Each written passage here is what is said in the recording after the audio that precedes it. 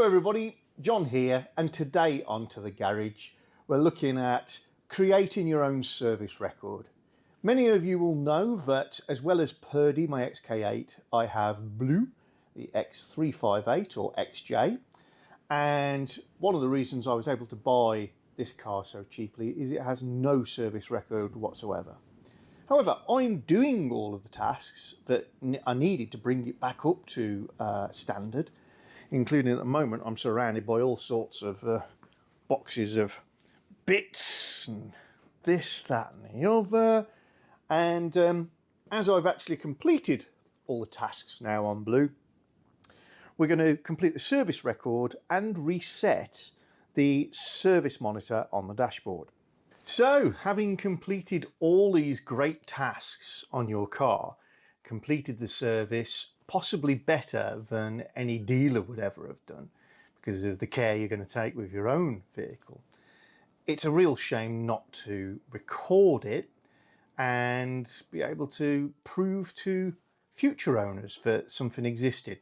Yes, you're taking the word of a private individual who's owned a car for a while, but you're only taking the word of a dealer that they've done a good job, and we all know sometimes people don't do everything that they say. Also, if you're an enthusiast, you're going to tend to have had receipts for parts, you're going to tend to have the odd photograph, etc, etc. So in many ways, the proof from an enthusiast is just as good as from a dealer. So this is how I recommend you go about doing it. First of all, go to our website, and there you can download from the useful documents area, XK8 Bible and other useful documents, I think we've called it at the moment.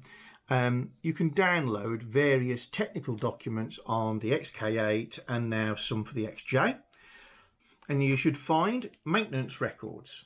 And this is the correct Jaguar service record for a 2.7 litre V6 diesel XJ in the age range of my vehicle. And I can complete this more effectively and more detailed than any dealer ever would.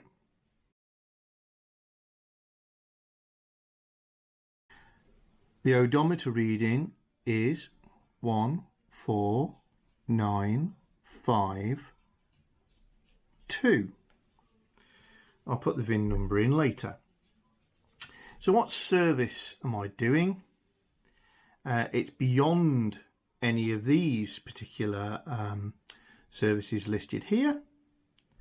So I'm just going to put it's the 150,000 mile service. First item on the list is to replace the climate controlled seat cushion motor filters. That is not applicable on my vehicle.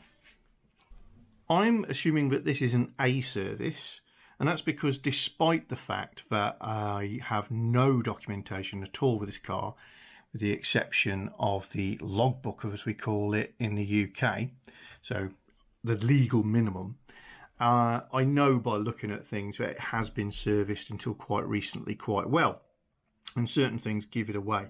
So I'm going to put it on the A service, and the next service will be a B service. But the A service, main service of the vehicle exterior, check the condition of the wiper blades. I have, and they're absolutely fine.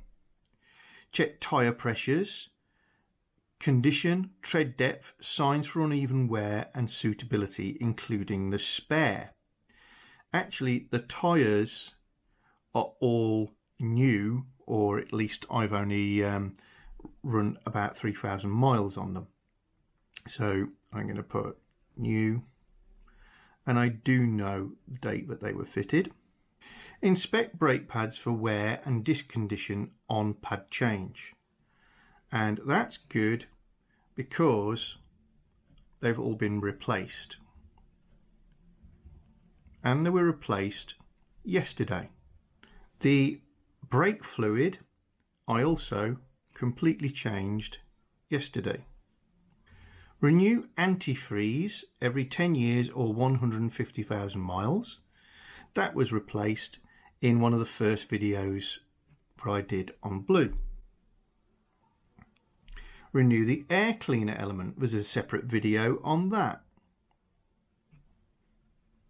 So that's over and above the A service. Renew the front accessory drive belt. I haven't changed that. I can visibly see that it is actually brand new, but it's in good condition. It's not required for an A service. Renew the fuel pump drive belt and tensioner every 10 years or 150,000 miles. Same situation. Renew the camshaft drive belt and tensioner. Although it didn't need doing, as it turned out, I had that done for me by my local independent. We have another one here. Renew the fuel filter element. That has also been done despite it being something on a B service. Again, we have a video on that. Drain the fuel filter sedimenter. I put not applicable because we've got a new one in there. Check top up brake fluid level. Done yesterday. Top up coolant level. See above. Check top up windshield washer reservoir. Done yesterday. Check top up the power steering fluid level. Done yesterday. Check top up the battery electrolyte level. That's not actually been done. Just going to put sealed battery. And obviously this service record was written at a time when there was a different battery intended to be in that car. The one I have is completely sealed and has basically the company logo sticker over the filling ports. So without ruining the warranty on it, I can't check that. Renew pollen filters, even though it's an A service. I'm going to put that down as done. Main service under vehicle. Renew the engine oil and filter. Done. Video on that. Visually check underbody for any fluid leaks. Yes, and we're going to circle that one. If fault lamps are illuminated, interrogate using WDIS, IDS and report findings. We don't have any current fault lamps. Carry out a road test. During the road test, ensure to check the following. So we have road tested it. Correct operation of gear stick and interlocks. Yes. And that just means that it operates, it goes into every one of the gears. You can't take the gear stick out of park unless you've got your foot on the brake. So it all works properly. Check the condition and operation of seat belts. Done it. Check the operation of the steering lock if fitted. Yes, and that's where when you put the tip of the key into the barrel and the barrel detects the coded chip inside your key, you hear the chunk as it unlocks the steering. Check the operation of the seat and steering wheel adjustment mechanisms. Checked. Up, down, left, right, in, out, all works. Starter motor operates without undue noise and engine starts easily. Yes, it does. Check the operation of fault lamps and instruments. They're all fine. The fault lamps are checked by turning on the ignition, and all of the emblems, symbols, areas of the dash should illuminate to show you that the bulbs inside them or the lamps inside them work. Check the operation of all lamps, horns and warning indicators. This is now okay, but is getting circled because I had no number plate lights. Check operation of wipers and washers, absolutely fine. Steering self-centers from left and right hand locks, yes it does. The vehicle does not pull or wander to one side. No, it doesn't. The brakes do not pull to one side but operate smoothly without judder or noise. They do now. Circling that one. Gear changes are smooth. Yes. Cruise control engages and disengages. Yes. Correct operation of the climate control system. Yes, and what I've done there is I put a dashboard thermometer, it looks like a meat thermometer, through one of the vents and put it on full bore, and you get the temperature readout from your air conditioning, and you should be able to drop it below the ambient outside temperature. Check for undue vehicle noises, no problem there. Reset the service indicator if fitted. Yes, and I will now show the little video of how to reset that at home. So at the moment, you can see that we're on 149,592 miles. And if I put the key in the ignition and turn it on, then after various clickings, we see the message, service required. To reset that manually yourself, you're going to need 3 controls. The ignition key, the reset button on this pad here, and on the end of the left-hand stalk there is the trip button. This process is not difficult, but it does have to be done quickly. First, press and hold the reset button. Then, whilst you're doing that, turn your ignition to on. Then when it's on, release the reset button. Now press and hold trip, and whilst keeping trip held, press and hold reset as well. That's the bit that you have to complete within 3 seconds, all of the above. You will have to have a couple of goes at it, don't panic. If all's going well, you're going to carry on holding them for 10 seconds. Here's a less than perfect visual of that happening, just to help get your mind into it. So press and hold your reset button, and whilst you continue to hold that, reach over and turn on your ignition. You know your ignition is on because all of the lights on the dashboard light up. Then let go of both of those, press and hold the trip button, and while you're still holding that, press and hold reset. If you've managed to do all of that in 3 seconds, which is a little bit quicker when I've just said it, then this will happen. You'll see the resetting service mode signal come up. As long as you keep holding those 2 buttons for the full 10 seconds, it will go through its cycle, and eventually service mode has been reset. That's turned off the yellow light, turned off the message, you're all good. Once you've completed that sequence, you can let go of all the buttons. Endorse a service record is basically stamp in the book, and I don't have the book, so I'm going to put no, book not available. Affix next service reminder sticker, and what I do for that is one of my own compliment slips, and the services are due every 30,000 miles or every year.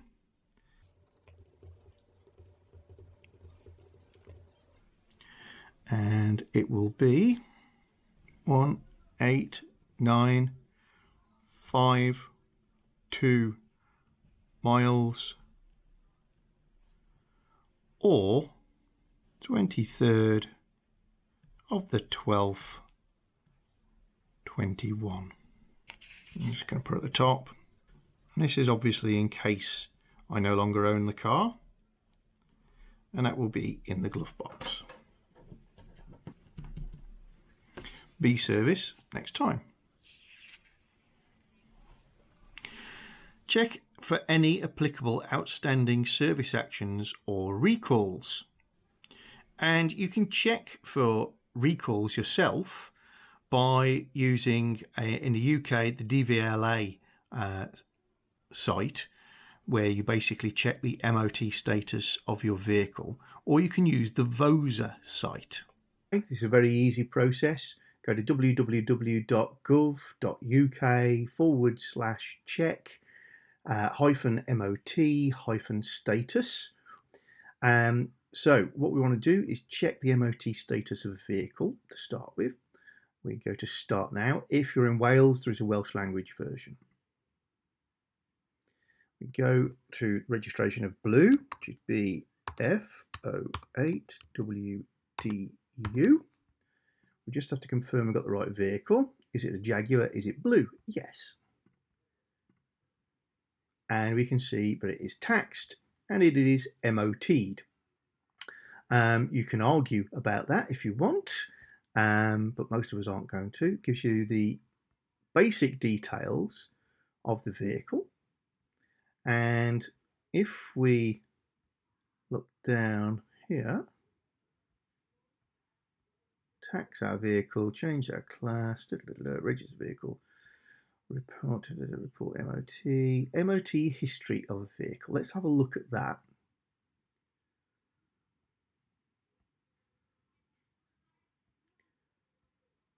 You can only get tests if we're in England, Scotland or Wales. That's absolutely fine. Vehicle's registration number again, BF08WDU.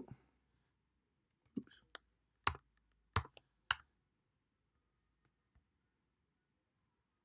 And here we go, MOT history or outstanding vehicle recalls. If you've never seen this before, guys, just to give you a little insight, you can get all of the history of your vehicle's tests, again, only in the UK. You can actually look at the test certificates, and as long as you own the vehicle, it will allow you to also look at the test locations, which is quite useful for tracking down the history of the vehicle. So I've had a couple of passes, a fail, and then you wind back and you see pass, pass, pass, pass, fail, pass, fail, and they're all for light bulbs and tyres and that sort of stuff. I'm not going to go into that right now, but again, it sort of reassures me this thing was looked after quite well until very recently. If we go back, then the other option, and the option we wanted,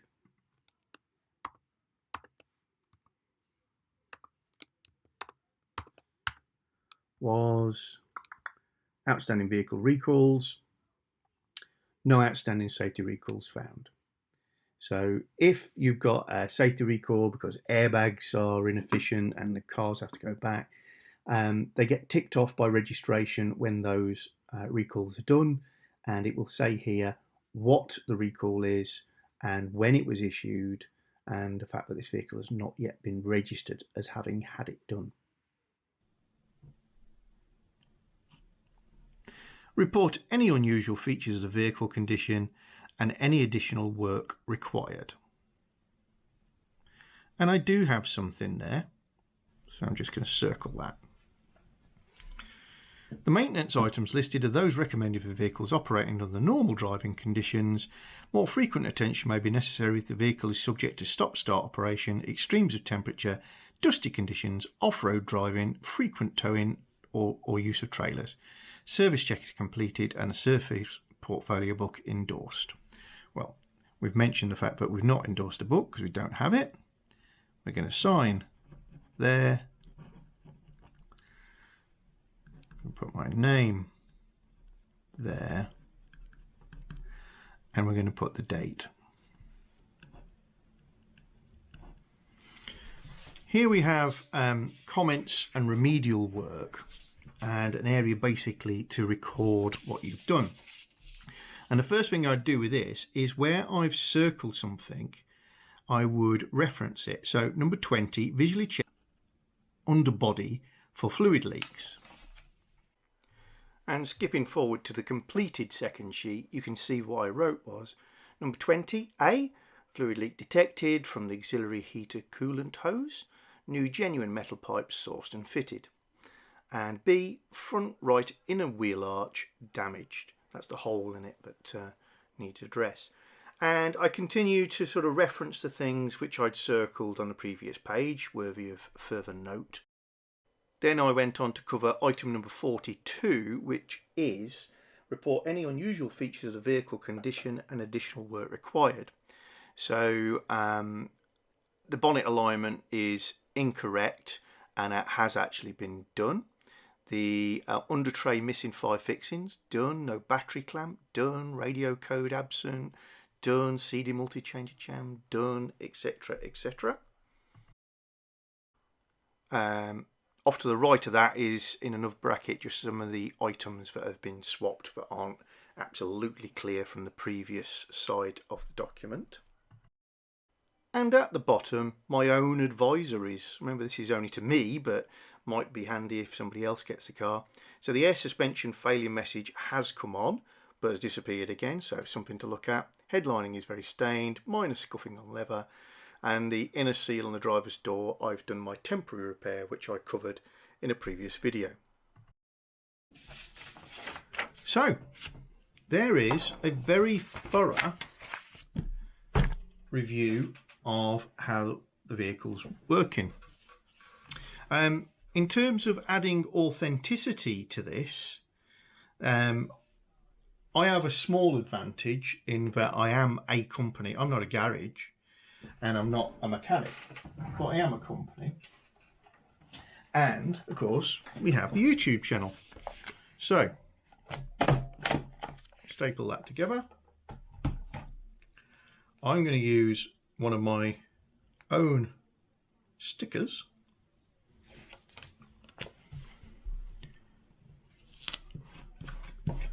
to show that this has been done. And as I'm a company that occasionally has need of certificates and formal documents, I also do have an embossing stamp with my company's registration number, etc., etc. on it, which, by the very nature of sharing details of a business, and therefore putting at some risk in terms of reputation, I'm adding credibility to a document. I'm just going to put that in this area here, including the sticker, like so. And by embossing that, I've made it rather official looking. But you don't need to do that. It's just a nicety. If you're prepared to put your name and address on something, then you are basically saying, yeah, come and ask me about it. Believe me. So I can now add these items to the logbook for my car and to various receipts and start to build my own service history, which I think will be actually, in combination obviously with YouTube videos, rather good. People can trust that they've can see what's been done to the car.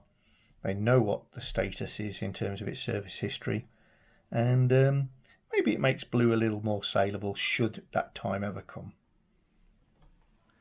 So thanks for watching this, guys. Don't waste the opportunity. If you're busy doing all sorts of good work on your vehicles and you're servicing it yourself, then why not record it as a service? It really is one. Wasted opportunity. So hopefully you enjoyed this. Please subscribe, click the bell icon, and I really look forward to your comments. See you soon. Happy New Year to everybody too.